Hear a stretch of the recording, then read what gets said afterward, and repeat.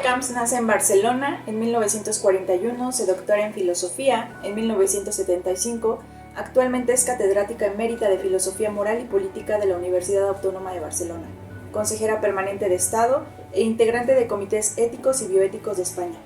Ha publicado libros sobre ética, educación, filosofía, política y bioética, entre ellos El gobierno de las emociones, Virtudes públicas, El malestar de la vida pública, El siglo de las mujeres, ¿Qué hay que enseñar a los hijos?, Una vida de calidad, La voluntad de vivir, Creer en la educación, La búsqueda de la felicidad e Historia de la ética. Como le comentaba yo, nos interesaba sobre todo esta charla por el tema del cuidado en relación a su último libro. Y bueno, sabemos que está trabajando en este momento esos temas, pero sí nos gustaría saber qué otras cosas está trabajando, sigue sobre estos temas, sí, en términos de su trabajo filosófico, que está desarrollando actualmente. Bueno, primero de todo, déjame que os agradezca también la oportunidad de tener esta conversación y de poder hablar del tema que ha sido el objeto de estudio de los últimos años, porque hace tiempo que el tema de la ética del cuidado a mí me ha interesado y me preocupaba, pero ha sido a raíz sobre todo de la pandemia que me metí más en esta cuestión. Pensé que era un tema que había que divulgarlo más, que había que darle el valor que merece, que había que desarrollarlo. Y la verdad es que estoy en ese tema todavía, no he podido salir de él, porque el libro ha tenido bastante difusión, estoy dando muchas charlas, estoy participando en seminarios, en fin, no tengo ocasión de dedicarme a otras cosas casi, porque aparte de mi trabajo en el Consejo de Estado, ¿no?, que estoy en el Consejo de Estado desde hace 3 años y por lo tanto ahí tengo una obligación ya más permanente, pero más allá de eso, como filósofa, estoy en el tema del cuidado y poca cosa más. Sí, que es un tema bastante amplio. Aquí Adriana quería precisamente preguntarle sobre ello. ¿Por qué el cuidado es hoy un tema filosófico? A ver, el cuidado ha empezado a ser un tema filosófico desde que Carol Gilligan publicó un libro que seguro que conocen bien, que es In a Different Voice, que puso, de alguna forma descubrió el valor del cuidado, el valor del cuidado como un aspecto a tener en cuenta en el trabajo que ella estaba haciendo de ver cómo era la evolución de la conciencia moral en la infancia. Se dio cuenta de que el elemento del cuidado estaba más presente en las niñas que en los niños, y empezó a hablar de ello. Y eso interesó mucho a la filosofía, concretamente a la filosofía moral. Se introdujo en las éticas aplicadas y concretamente la bioética. El ámbito sanitario acogió con bastante entusiasmo el reconocimiento del cuidado y sobre todo dentro del mundo sanitario la enfermería. Luego el cuidado ha tenido una evolución más amplia y ya tendremos ocasión de hablar de ello. Pero creo que lo primero que hay que llamar la atención es sobre esa realidad, ¿no?, de una actividad, si podemos llamarla así, el cuidado, un trabajo que el ser humano ha realizado siempre y que sin embargo había permanecido oculto, ignorado, invisible, por ser un trabajo de mujeres y perteneciente a la familia, a la vida privada, no retribuido y por lo tanto no considerado trabajo. Gilligan dijo una cosa muy importante y una frase, yo diría, muy emblemática, que el cuidado es tan importante como la justicia. Y creo que estamos empezando a reconocer eso, ¿no?, que el cuidado es una forma de relacionarnos con los demás que es absolutamente necesaria. Es una necesidad que cada vez es más creciente, sobre todo por causa del envejecimiento de la población, y que hay que repartirla, esa actividad del cuidado hay que repartirla de otra forma, ¿no? Hay que ser equitativos también en ese sentido. Bueno, en ese sentido, el tema del cuidado es un tema filosófico, entre otras cosas, porque se ha reconocido como algo que no sucede solo dentro de casa y algo que no solo hacen las mujeres, y entonces se ha ligado al tema de la justicia y de la democracia. Y sí nos gustaría que pudiera, darnos más pistas sobre ello. ¿En qué sentido el cuidado tiene que ver con una vida más democrática y tiene este perfil político y en relación Sí. con la justicia? Bueno, yo diría que la democracia, que el cuidado se ha convertido en una cuestión no solo ética, sino política. Hay dos razones fundamentales que han llevado a poner de manifiesto que la necesidad de cuidados tiene que ser no solo algo a cubrir desde un punto de vista privado, sino también público. Uno es la emancipación de la mujer, el hecho de que la mujer haya salido de casa para trabajar y haya tenido que abandonar las obligaciones de cuidado, obligaciones que seguían demandando a alguien que se ocupara de esos menesteres, ¿no? Esa ha sido la primera consecuencia, ¿no?, de pensar en el cuidado como una obligación que era de todos y no solo de mujeres. Por otra parte, ya he aludido antes a ello, hay que cuidar a las personas más vulnerables, a las personas que necesitan más protección, más asistencia, más atención, que son las más dependientes. La infancia, por una parte, y por otra parte, las personas enfermas, las personas discapacitadas y las personas dependientes. El tema de la infancia no es que esté resuelto, pero está más organizado.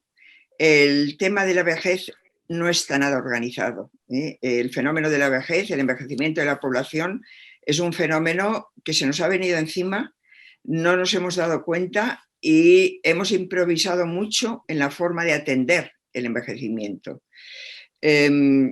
Eso ha hecho pues, que ha llamado la atención más aún sobre la necesidad de cuidados y sobre la necesidad de cuidados no solo desde el punto de vista privado, sino público, ¿no? Yo en el libro desarrollo una idea que creo que hay que desarrollar todavía mucho más, que es que habría que considerar el cuidado como un derecho universal. Todos tenemos derecho a ser cuidados, un derecho del cual deriva un deber también universal. Todos tenemos el deber de cuidar, ¿no? Ahí está, creo, sintetizado, resumido, resumida la ética del cuidado, de la cual tiene que derivar una política también, ¿no? Y una forma de organizarnos familiarmente, socialmente, a fin de atender a todas esas necesidades.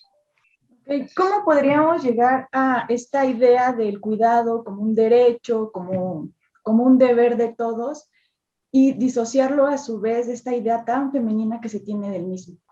Sí, a ver, hay que desligar el cuidado de una obligación de la mujer, ¿no? Lo primero que ocurrió tras el libro de Carol Gilligan fue una reacción negativa de muchas feministas, pensando que no era conveniente dar valor al cuidado porque eso iba a ir contra la emancipación de la mujer. Si el cuidado era una necesidad, esa necesidad debería cubrirla alguien y lo más natural podía ser que fueran las mismas mujeres que lo habían hecho siempre a las que se les reclamara la atención cuidadosa con respecto a las personas que lo necesitaban. Esa primera reacción que llevaba un poco a rechazar el reconocimiento del cuidado y a no hablar de él fue superada, afortunadamente. Y lo primero que hay que hacer es, lo primero que hay que hacer, lo primero que se está haciendo, porque de hecho toda la literatura que se ha estado desarrollando en torno al cuidado la han desarrollado básicamente mujeres.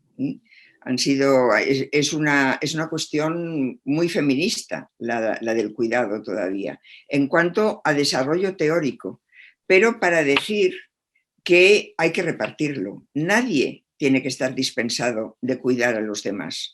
No existe una vinculación biológica entre la actividad de cuidar y el hecho de que la mujer sea quien pare a los hijos y críe a los hijos, ¿no? Todo el mundo puede cuidar, no hay una especial capacidad de la mujer para hacerlo. Hay una cultura del cuidado femenina, pero esa cultura puede cambiar y debe cambiar. Y esa es la primera obligación de justicia y es a lo primero que obliga el derecho, si llegamos a reconocerlo como tal, el derecho universal al cuidado. Más allá de esto, hace falta un apoyo político. Hace falta que no sean ya los individuos, las personas, hombres o mujeres, que se hagan cargo de las obligaciones de cuidado, sino necesitan un apoyo público porque las necesidades son excesivas para lo que se puede hacer en el ámbito privado. Y eso es lo que lleva a hablar de una democracia cuidadora, ¿no? Que yo creo que es el gran paso que se ha dado después de lo que hizo Gilligan. Y ahí hay otra mujer, Joan Tronto, que es una politóloga, publicó hace unos años un libro titulado Caring Democracy, una democracia cuidadora, que intenta explicar esa necesidad de convertir el cuidado en un atributo de la democracia. Es la democracia la que debe hacerse cargo. Un Estado democrático o un gobierno democrático tiene la obligación de atender a las necesidades de cuidado y repartir las responsabilidades que generan esas necesidades. Y eso es una obligación pública, porque individualmente no lo podemos hacer. Individualmente podemos atender cada uno a lo que tenemos cerca, pero las necesidades de cuidado tienen que estar cubiertas todas. Y de eso tiene que hacerse cargo un Estado social de derecho, ¿no? Que es el Estado que estamos intentando desarrollar a duras penas, ¿no? Porque bueno, con muchos tropiezos. Sí, esto que menciona, lo que acaba de mencionar a mí me llama mucho la atención porque acaba de decir algo que me pareció muy interesante. El tema del cuidado se desarrolla también como inquietud porque las mujeres de pronto han tenido que salir a trabajar y ha empezado a ser un problema. ¿Quién va a cuidar a los más vulnerables? Sí, perdona, no han tenido que salir, han querido salir a trabajar, ¿eh? Sí, han querido salir a trabajar, es decir, no es una obligación, sino que es una de las partes más importantes, de los aspectos más importantes de la liberación de la mujer, ¿no? El acceder al mundo laboral, el acceder a la educación primero, a la formación y luego el acceder al mundo laboral en casi igualdad de condiciones, todavía falta bastante, pero que eso pues, representa un cambio social fundamental que obliga a resituar muchas cosas, entre ellas la actividad de cuidar. Sí, el haber salido a trabajar también como que hizo evidente que las deficiencias del propio Estado en el tema, las mujeres cubrían esta parte, ¿no? Frecuentemente sin paga y de pronto, habiendo dejado vacía esta plaza, se hizo más patente las deficiencias del Estado para cumplir esta parte, ¿no?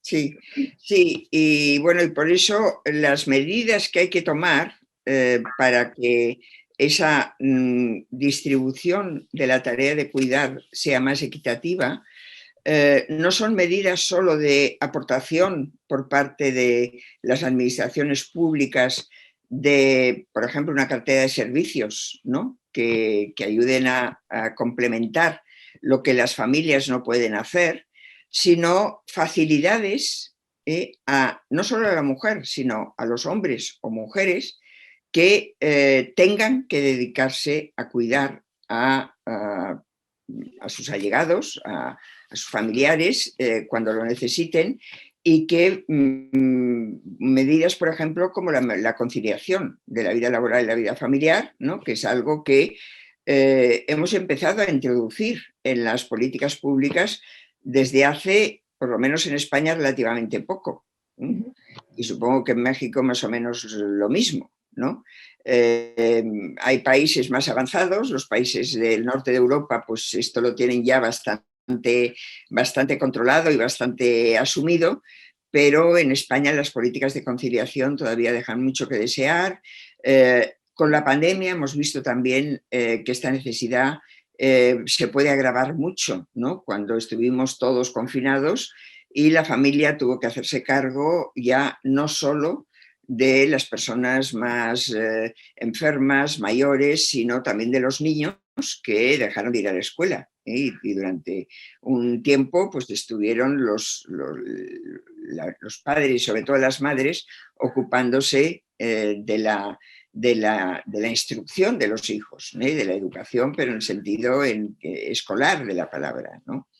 Entonces todo eso... el Estado tiene que hacerse cargo de todas estas cuestiones, ¿no? Y tiene que asumirlo como una de sus obligaciones fundamentales como un Estado protector, un Estado que provee de las necesidades, que tiene que cubrir las necesidades más básicas. Sí, antes que Adriana haga la siguiente pregunta, de ahí me surge a mí otra cuestión, y sobre todo, por ejemplo, por los tiempos que estamos viviendo en México. Y bueno, que en México yo creo que en este tema estamos mucho más atrás que otros países. Creo que es algo que apenas estamos captando y tratando de aplicar, pero en estos tiempos que vivimos, donde pues en muchos países hay gobiernos con ciertos perfiles populistas, no corre el riesgo también el tema del cuidado en desembocar en alguna forma de paternalismo, o no van por ahí algunas críticas hacia esta teoría? No sé qué pueda decirnos sobre ello. Yo creo que es más bien falta de paternalismo, tendríamos que decir, ¿no? Falta de caer en la cuenta de que hay necesidades que hay que satisfacer y que hay que cubrir, ¿no? Pertenece a algo tan naturalizado como tiene que ver con la vida reproductiva, ¿no? La vida reproductiva es una vida que no se ha normativizado, no se ha regulado, como se ha hecho con la vida productiva, ¿no? Y la vida productiva ha tenido un valor muy reconocido en la forma de un salario, para empezar, y en la forma de que el padre de familia ha sido el que ha llevado pues, el sustento a la familia, y esa ha sido su función. Lo que hacía la madre de familia o lo que hacía la esposa, bueno, es lo que explica esa periodista, que en un libro muy de divulgación, pero que es un libro que incide mucho en estas cuestiones, Catherine Marshall, un libro que se titula ¿Quién le hacía la cena a Adam Smith? ¿No? Es decir, se lo hacía su mamá, ¿no? Pero porque no tenía esposa. Pero quiero decir que si no hubiera tenido, que si hubiera estado completamente solo, pues a lo mejor Adam Smith no hubiera sido Adam Smith, ¿no? No hubiera sido el personaje que llegó a ser, porque no se hubiera podido dedicar a todo lo que hizo sin alguien que cuidara de algo que era muy necesario para que él pudiera estar en condiciones de estudiar, de trabajar, de pensar, en fin, de dar clases, de todo lo que hizo. Estos trabajos durante la pandemia, no sé si en México, pero aquí en España se les ha llamado trabajos esenciales. Han sido los trabajos que no han podido dejar de realizarse ni siquiera en los momentos más duros del confinamiento. Y han sido trabajos desde los trabajos de limpieza a la distribución de alimentos, a los supermercados, el trabajo de supermercados, bueno, por supuesto los trabajos sanitarios. Muchos de esos trabajos son los peor remunerados, son los menos reconocidos como trabajos dignos, como trabajos necesarios. Y sin embargo, en un momento de catástrofe general, son llamados trabajos esenciales porque no se puede prescindir de ellos, ¿no? Entonces, bueno, ¿dónde está el paternalismo, ¿no? ¿Dónde está? Hay que darles más valor a esos trabajos, ¿no? Esa es quizá una de las preguntas más difíciles de responder con respecto al valor del cuidado, ¿no? ¿Cómo conseguir que el cuidado tenga el reconocimiento que deba tener en el futuro? Porque es verdad que hay algunos servicios de cuidado que se están profesionalizando. Y bueno, la gente pues se le pide, a las personas cuidadoras se les pide más formación y tienen una remuneración que todavía es muy baja, pero eso empieza a tener un reconocimiento. Pero es que el reconocimiento tiene que ser incluso para el trabajo gratuito, para el cuidado gratuito. El cuidado tiene que seguir siendo gratuito en muchos niveles. No puede ser que todo el cuidado sea remunerado porque eso nos llevaría a un tipo de sociedad que no nos gustaría, ¿no? Y además no es posible. Cuando un niño se pone malo, son los padres los que tienen que hacerse cargo del niño, de entrada. No pueden tener, bueno, los muy ricos tienen muchos medios, ¿no?, para atender a esas necesidades, pero la mayoría de la gente tiene que estar dispuesta a atender a los que en un momento determinado necesitan ayuda, ¿no? Y eso tiene que ser gratuito, pero que sea gratuito no quiere decir que no sea reconocido. ¿Cómo? Pues con una serie de medidas que faciliten el que las personas puedan hacer esa labor. Más permisos laborales, sin renunciar al salario, por ejemplo, ¿no? Más conciliación, como decía antes, ¿no? En fin, más reconocimiento de que ahí hay un esfuerzo, hay un trabajo, hay algo que tiene mucho que ver con dar una cara más humana a la sociedad. Bueno, a propósito de esta apuesta del cuidado como un principio y no solo como una meta a la cual llegar, ¿cómo se inserta esta reflexión del cuidado en la ética de las virtudes que a usted tanto le ha interesado? Sí, bueno, porque, a ver, yo en el cuidado creo que hay que reconocer dos dimensiones, ¿no? Una son las obligaciones concretas, los deberes, digamos, ¿no?, a que nos obligan el hecho de tener que cuidar a lo largo de la vida de determinadas personas, y también las obligaciones que tiene que adquirir el Estado, las administraciones, como obligaciones públicas, ¿no? Eso tiene una concreción en una serie de servicios, ¿no? Pero es que además yo creo que introducir en la ética el cuidado significa el poner de manifiesto que nuestra relación con las personas, sobre todo con las personas más necesitadas, más vulnerables, ¿no?, más dependientes, requiere el cultivo de una serie de virtudes. Es decir, no podemos tratar a los que son más vulnerables como dominándolos. La relación siempre será asimétrica, porque el cuidador o la cuidadora siempre está en una situación de más conocimiento, de superioridad, de más autonomía. Pero la persona cuidada es una persona, hay que tratarla con dignidad, hay que reconocer esa dignidad. Y hay que reconocer y potenciar la poca autonomía que pueda tener, ¿no? Y todo eso requiere el cultivar una serie de virtudes, ¿no? Para ser un poco más concretos, hay dos cualidades o dos virtudes sobre las que a mí me gusta mucho hablar a propósito de lo que estoy diciendo, que son también de Joan Tronto. Joan Tronto, en un libro que se llama Moral Boundaries, habla de las virtudes del cuidado y se refiere a dos virtudes que en inglés las llama attentiveness y responsiveness. Son difíciles de traducir, ¿no?, pero significa estar atento a las necesidades de los demás y hacerse cargo de esas necesidades, responder a esas necesidades, ¿no? claro, son dos virtudes, yo diría, nuevas, ¿no? Que no están en el cómputo de las virtudes más tradicionales. Pero creo que es muy importante, ¿no? El insistir en esa necesidad de que el carácter, la personalidad de la persona como cuidadora tiene que tener unas cualidades especiales.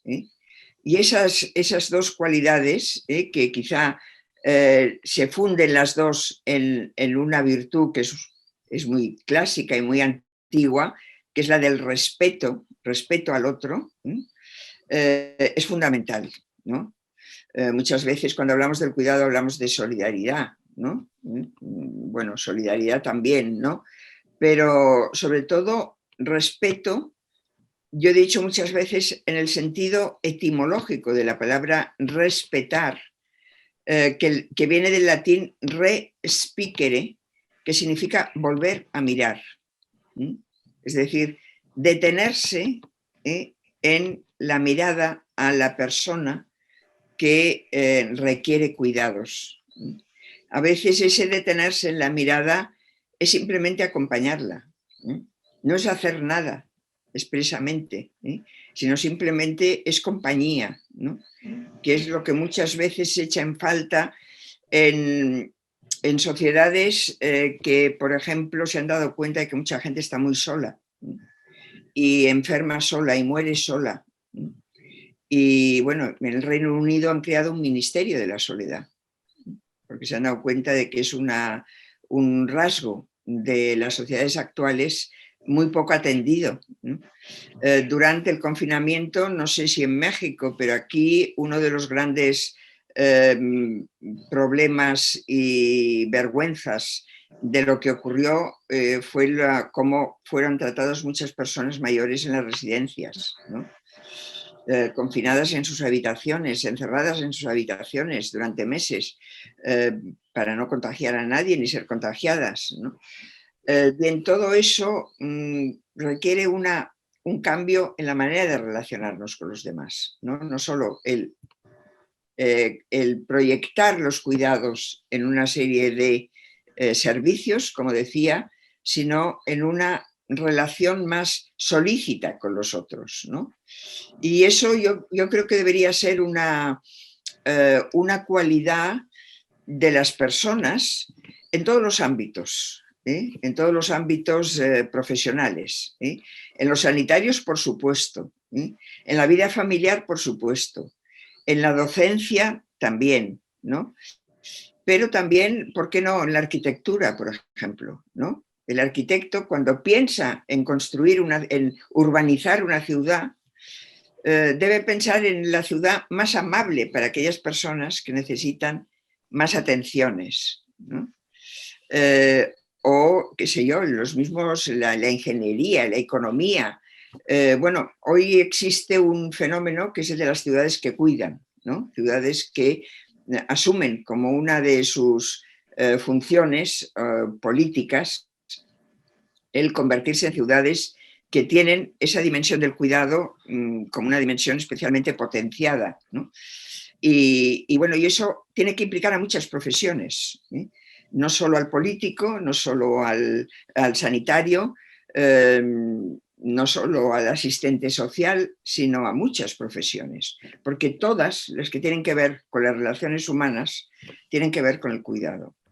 Y esto que acaba de mencionar sobre ciudades cuidadoras y la relación con la arquitectura, precisamente ayer que nos reuníamos nos hacíamos una pregunta sobre la cuestión del arte. Por ejemplo, nos quedaría más clara esta relación entre cuidado, política y ética, pero ¿qué papel podría jugar, por ejemplo, el aspecto del arte, de la estética en esta ética del cuidado? ¿Hay ahí alguna relación?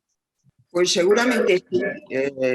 Yo no, ahora en este momento no sabría qué decir porque esa dimensión no la he pensado, quiero decir explícitamente, pero sin duda tiene que ver, y tiene que ver también el sentido, yo diría, a ver, yo vivo en Barcelona. Barcelona es una ciudad que tiene una tradición arquitectónica que tiene mucho que ver con la estética, ¿no? Y esa relación yo creo que tiene que evitar por lo menos una cosa, ¿no? Que es que las determinadas modas, determinadas tendencias de diseño perjudiquen la funcionalidad de lo que puede ser una obra que no por ser funcional tiene que dejar de ser estéticamente bella también, ¿no? Eso ha ocurrido bastante en las ciudades modernas, ¿no? Que al querer modernizarlas más, ¿no? Se han dejado llevar por modas de diseño que han hecho, por ejemplo, que los bancos sean incómodos, que los medios de transporte no sean todo lo cómodos que deberían ser, no todo lo funcionales que deberían ser. Es decir, hay que pensar en las personas, ¿no? Y eso también el arte, ¿no? Tiene que tener esa obligación de pensar en las personas. Hay un eslogan que aquí se repite mucho, desde la política, desde la administración, desde la empresa, desde la banca, que es el trabajar, hacer un trabajo centrado en la persona, ¿no? Yo a veces digo, bueno, realmente cuando se dice eso, se va más allá del puro eslogan, de decir vamos a hacer algo que realmente piense en las personas, o simplemente lo decimos y con eso pensamos que hemos cubierto el expediente, ¿no? Y luego nos damos cuenta de que la relación con las personas es una relación cada vez más complicada, y sobre todo para aquellas personas que, por ejemplo, tienen dificultades para acceder a las nuevas tecnologías, ¿no? Y que bueno, tienen la relación con todo el mundo, el ámbito digital. Es mi caso también, por ejemplo, ¿no? Los que no somos nativos digitales, pues nos cuesta más y nos encontramos con un mundo que dice que está centrado en las personas porque parece que ofrece muchas facilidades, pero son facilidades que para una cierta edad son hostiles, ¿eh? No son fáciles, ¿no? Hay un libro de Martha Nussbaum, que es una filósofa que seguramente conocen, ¿no? Es un libro entre ella y un economista, no recuerdo cómo se llama, él, sobre el envejecimiento. Y Marta dice una cosa interesante, dice que las necesidades de las personas mayores no suelen ser las necesidades del hombre medio. Pero casi todo el mundo trabaja pensando en las necesidades del hombre medio, no en las necesidades de las personas mayores. Personas mayores que realmente necesitan unas condiciones especiales, ¿no? Para moverse de una forma adecuada en el mundo en que estamos. Hemos hablado de el cuidado en estas dimensiones sociales, en las dimensiones políticas, incluso a nivel de las ciudades, pero aquí a nivel más humano y más personal. ¿Con qué dificultades ha encontrado Victoria Camps a la hora de cuidar y de ser cuidada? Yo he tenido bastante suerte. He tenido bastante suerte porque, bueno, ya tengo 80 años y cuidados de momento necesito pocos. Por lo tanto, creo que, bueno, es un privilegio, ¿no? Porque no todo el mundo pues envejece de la misma forma ni en las mismas condiciones. Y tampoco he tenido una necesidad de dejar de hacer lo que quería hacer o lo que era mi trayectoria vital, profesional, para tener que atender de una forma muy especial que me obligara a hacer grandes sacrificios para que a otras personas les ocurre, ¿no? Por lo tanto, quiero decir que no tengo la experiencia de haberme encontrado con esas dificultades que para mucha gente son dificultades muy graves, ¿no? Porque en eso insisto mucho también en el libro, ¿no? No hay que mitificar el cuidado como algo bueno, que es muy bonito y que por eso pues, que es muy humano, y el cuidado requiere mucho esfuerzo, ¿no? El cuidado no es aburrido, el cuidado no es una tarea fácil, ¿no? Y eso hay que reconocerlo, ¿eh? Y hay que reconocerlo por parte de todos, ¿no? Por eso hay que valorarlo especialmente.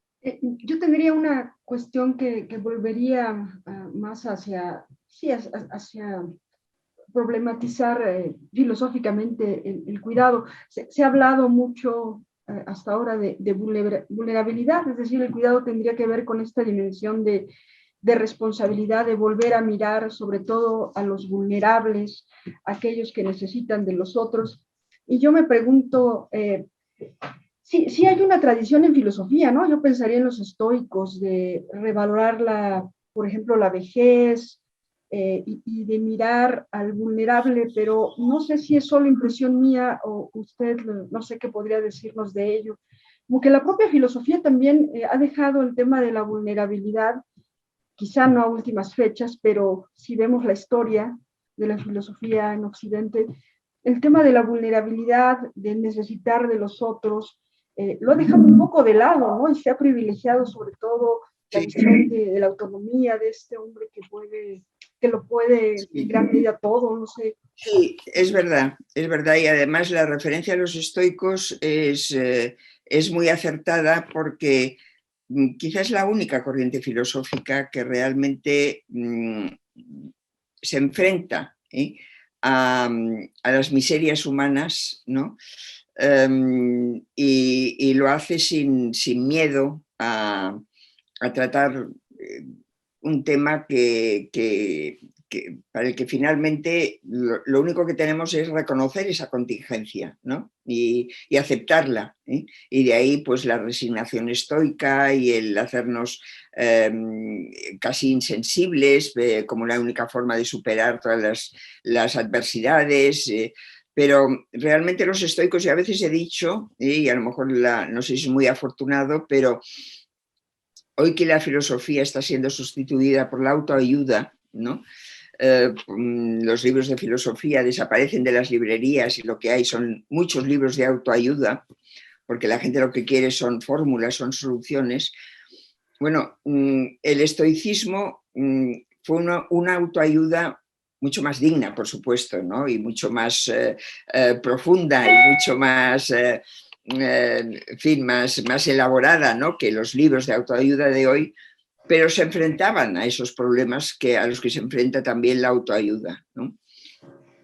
Entonces, por una parte, es verdad, y eso sí que lo subrayo mucho en el libro, como que el tema del cuidado podría llevarnos, si realmente queremos que nos lleve a ello, ¿no? Porque todo eso finalmente depende de la voluntad humana, podría llevarnos a un cambio de paradigma, ¿eh?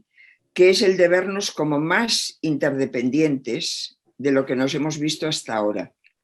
Y ahí hay un autor que no es una mujer, es un hombre, que es MacIntyre. MacIntyre, que es el filósofo que tiene ese libro que bueno, para mí ha sido un libro fundamental, que es Tras la virtud. Tiene otro libro que se titula Animales racionales dependientes. Y en ese libro hace una crítica de la modernidad. Bueno, toda la filosofía de MacIntyre es una crítica a la modernidad liberal, ¿no? Como un tipo de filosofía que hace muy difícil la virtud, por ejemplo, y que hace muy difícil la construcción ética, ¿no? o la construcción de la ciudadanía, podríamos decir. En este último libro que cito, Animales racionales dependientes, dice que no es cierto, es un error, el tipo de sujeto político y ético que ha construido la modernidad, como un sujeto autónomo, racional, que se puede construir un plan de vida y tratar de conseguirlo. No somos ese tipo de sujetos, somos mucho más interdependientes de lo que ese tipo de sujeto nos ha llevado a pensar, ¿no? La pandemia nos lo ha puesto de relieve de una forma clarísima, ¿no? Dependemos los unos de los otros mucho más de lo que pensábamos, ¿no? Porque además la pandemia nos ha puesto delante de la incertidumbre, ¿eh? La inseguridad derivada de no saber qué hacer con un virus desconocido, sin tratamiento, por supuesto sin vacunas, sin nada. Y además un problema de salud pública, que no, todo problema de salud pública obliga a cuidar de la salud de los demás para cuidar de la nuestra. Es decir, que no podemos pensar en la salud de cada individuo como algo aislado, sino que descuidar a los demás es descuidarnos a nosotros. Todo esto debería llevarnos a un cambio de paradigma. ¿Qué es lo que dice McIntyre, ¿no? Si tomáramos como punto de partida la dependencia, la interdependencia, la ética sería mucho más fácil. El comportamiento ético sería mucho más fácil, porque derivaría de esa condición mucho más vulnerable, que es la que realmente estamos, ¿no? Y esto tiene que ver con la otra cosa a la que aludías, que es que la filosofía no ha hablado de la vejez. Ha hablado muy poco de la vejez. Tenemos como referencia a Cicerón, un estoico, y luego a Simone de Beauvoir, pasando por alguna cosita de Schopenhauer y poca cosa. Simone de Beauvoir es la primera mujer, o el primer filósofo, podríamos decir, ¿no?, que aborda el envejecimiento como una cuestión filosófica y escribe un tratado de la vejez. No lo había hecho nadie antes, y además lo dice ella para empezar. Dice, voy a tratar un tema del que nadie quiere hablar porque es un tema incómodo, es un tema desagradable. No queremos vernos como viejos, ni queremos hablar de la vejez. Y ella lo hace, ¿no? Entonces, claro, a mí el empezar a hablar de la ética del cuidado, cuando empecé a elaborar el libro, pues enseguida me llevó al envejecimiento. Seguramente por una cuestión personal también. Esto me lo ha preguntado mucha gente. Si no tuvieras los años que tienes, ¿habrías dedicado tanto espacio a la vejez? ¿O habías pensado en el cuidado desde otras perspectivas? Quizás sí, ¿no? Pero es que yo creo que el envejecimiento hoy es un fenómeno, primero, mucho más presente en nuestro mundo de lo que lo era pues hace 50 años, ¿no? Y es el más necesitado de cuidados, el más necesitado de todos, porque, lo he dicho antes, ¿no?, se nos ha venido encima y no estábamos preparados, ¿no?, para unas generaciones que ya empiezan a ser centenarias como una forma normal de ser, ¿no? Y claro, todo eso genera muchas preocupaciones, nos obliga a cambiar muchos esquemas, ¿no? Por ejemplo, deberíamos jubilarnos a la edad que nos jubilamos. La jubilación debería ser obligatoria, como lo es en muchos países. ¿Qué hacemos con las pensiones? ¿Cómo repensamos el trabajo? El trabajo está siendo puesto en cuestión por las nuevas tecnologías. Muchos trabajos desaparecen. Pero es que además, pues la gente vive más años y por lo tanto puede trabajar muchos más años. ¿Cómo hay que repartir el trabajo? ¿Hay que repartirlo de otra forma? La relación entre lo que se llama tiempo de trabajo y tiempo de vida debería ser otra. Todo eso tiene que ver con el envejecimiento, ¿no? Con unas posibilidades que son muy nuevas, ¿no? Y que hemos empezado a tomar conciencia ahora de esas posibilidades. Entonces yo creo que, bueno, yo pienso que ahora sí que se está empezando a tomar conciencia de que hay que hablar del envejecimiento y hay que abordar todos los problemas que plantea el envejecimiento. ¿Cuál sería el papel de las emociones en estas relaciones de interdependencia a las que nos lleva el cuidado? Bueno, pues muy importante porque, a ver, yo me interesé por las emociones, en primer lugar, porque pensé que la ética, la filosofía moral, se había ocupado poco del tema de las emociones, ¿no? Se había ocupado poco y cuando lo había hecho había sido para denigrarlas, ¿no?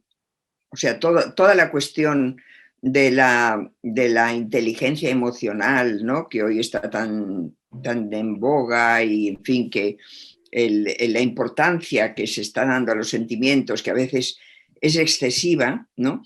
Tiene que ver, es una reacción frente a un pensamiento que ha denigrado el sentimiento, ¿no? Que ha visto en el sentimiento la parte más animal del ser humano, es la parte sensitiva, no la parte racional, ¿no?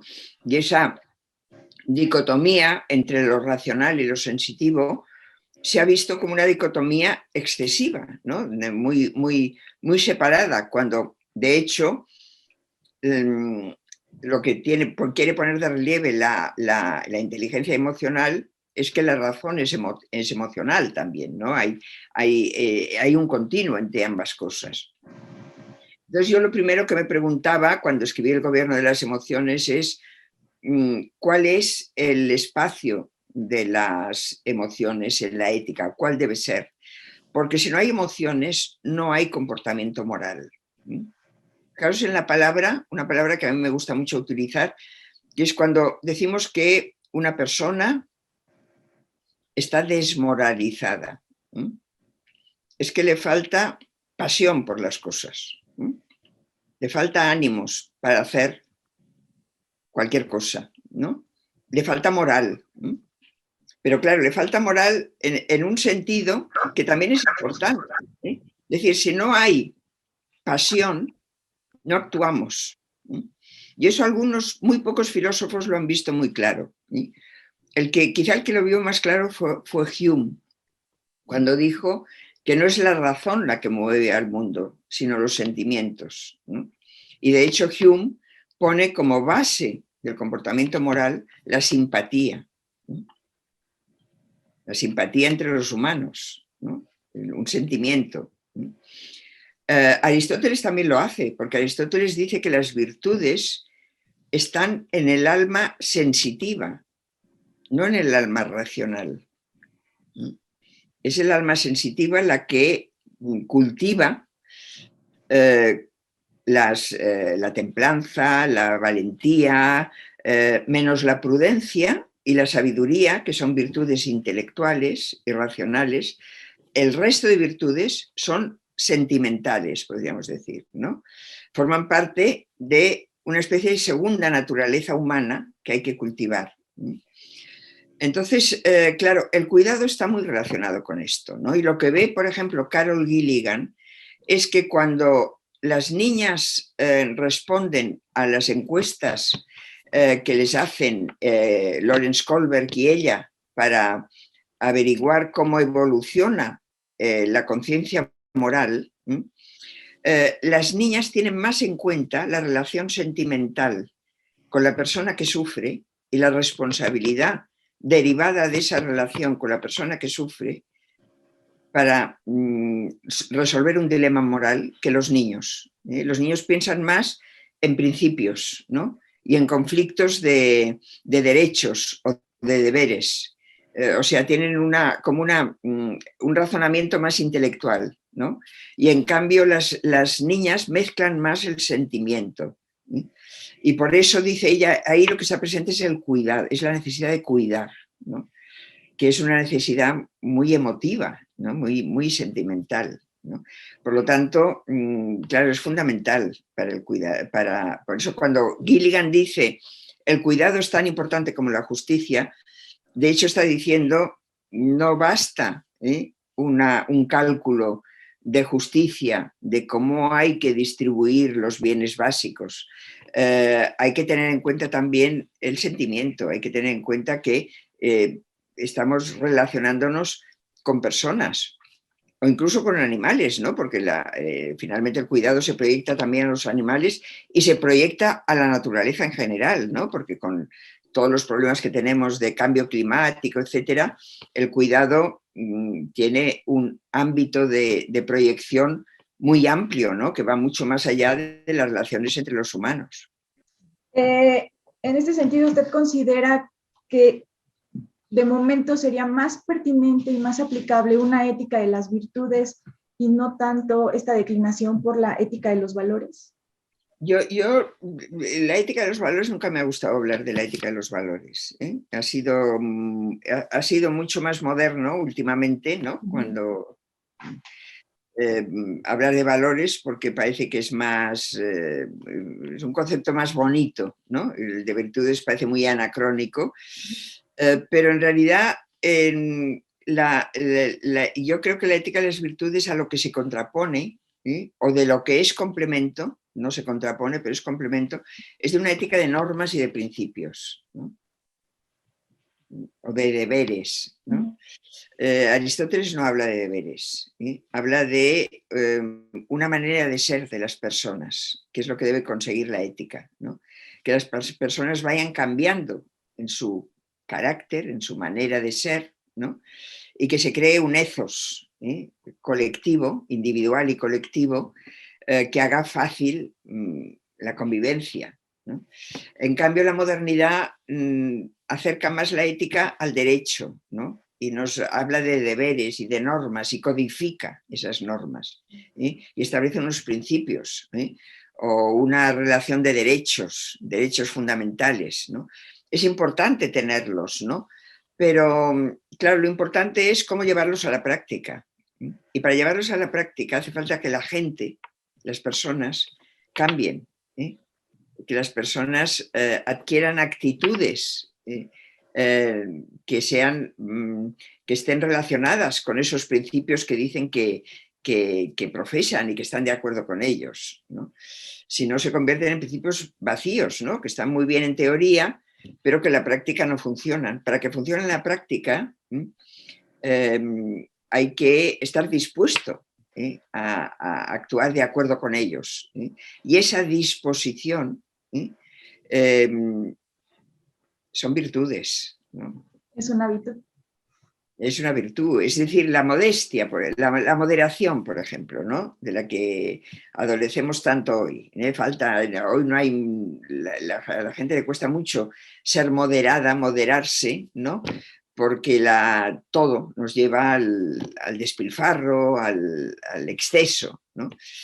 Bueno, pues la moderación debería ser una manera de ser de las personas. Las personas deberían ser moderadas, no actuar porque hay un principio que te dice que hay que moderarse, ¿no? Sino incorporar a su manera de ser la moderación. Eso es lo que dice Aristóteles que debe hacer la ética, ¿no? Claro, es el complemento de una ética de principios. Si no hay virtudes, los principios no se cumplen, ¿no? Y la ley no se cumple o se interpreta mal, ¿no? Digamos que la virtud es algo que se hace forma de vida, ¿no? Mientras sí, que el valor es una forma de vida. En la forma de vida virtuosa, en la acepción aristotélica, ¿no? Que yo creo que es el que mejor entiende el concepto, es esa, ¿no? Es vivir de otra manera, ¿no? Ir cambiando. Hoy cuando hablamos de la necesidad de aceptar todas las obligaciones del cambio climático, ¿no? de frenar el cambio climático, pues eso obliga a las personas a cambiar de costumbres, ¿no? Mores en latín significa costumbres y ethos en griego significa costumbres, significa manera de ser y manera de vivir, ¿no? Es el cambio en las costumbres no depende solo de que haya unas normas establecidas como tal. Depende de una voluntad de adecuar el comportamiento a dichas normas. Pues mire, para ir cerrando, ya vamos a cumplir la hora que le habíamos comentado.